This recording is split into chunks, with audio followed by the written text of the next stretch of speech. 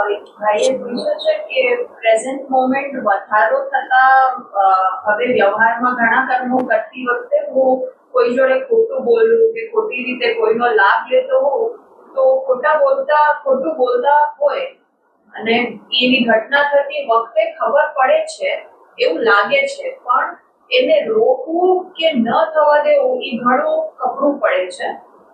પ્રયત્ન કરું છું કે પ્રેઝન્ટ મોમેન્ટ વધારવાની અને એના સિવાય પણ વિશેષ આના માટે કંઈ કરી શકાય જેથી વિવેક વધે અને આવું વ્યવહારિક જીવનમાં થતું અટકે.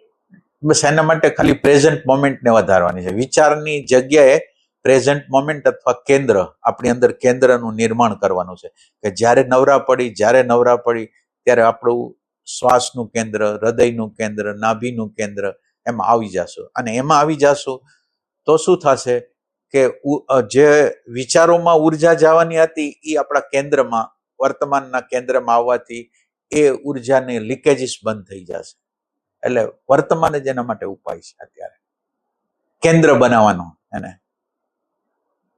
જ્યારે નવરા પડે ત્યારે કેન્દ્રમાં આવી જાય, જ્યારે નવરા પડે ત્યારે કેન્દ્રમાં આવી જાય, જ્યારે નવરા પડે. આ ઘટના થતી હોય અને ત્યારે ખબર પડે કે મેં ખોટું બોલી દીધું, ત્યારે શું કરે? એટલે શું કરવાનું નથી, કંઈક થઈ ગયું એટલે એ વખતે શું થયું કે મને પેલા દેખાતું નહોતું, હું ખોટું બોલતો હતો તો મને ખબર નહોતી પડતી, તો અત્યારે હું ખોટું બોલું છું તો મને ખબર પડે છે. બસ આ પેલું પ્રાઇમરી સ્ટેજ થયું કે કમસે કમ મને ખબર પડે છે. હવે એનાથી થોડુંક, હવે જો એના પ્રત્યે અણગમો થશે તો એ અણુ પરમાણુને નામંજૂર કરીને ધીરે ધીરે એનાથી સેપરેશન કરીશ.